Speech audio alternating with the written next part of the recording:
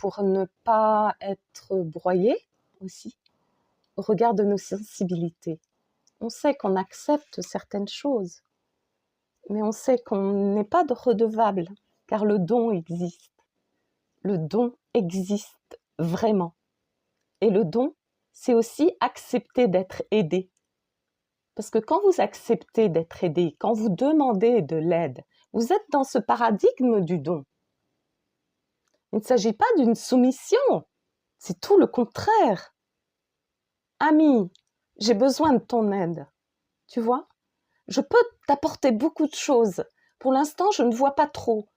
Mais je sais que moi, être humain, il y a au travers de moi le don qui passe.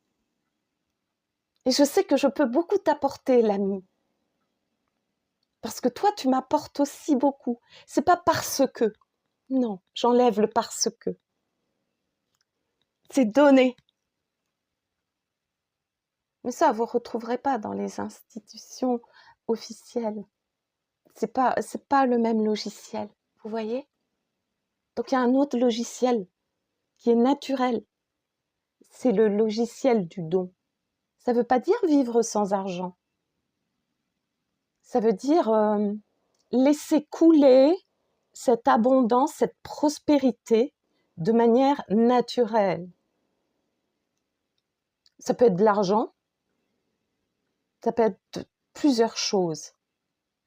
Et aussi, quand vous offrez des services où vous aidez quelqu'un parce que vous savez que vous avez besoin de reconnaissance, c'est OK, hein?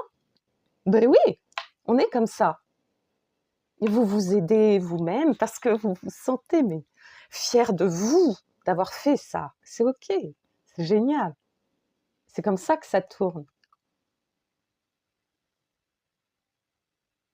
Voilà. J'avais envie de dire toutes ces choses-là. Tout ce paradigme qui me tient tellement à cœur, le don.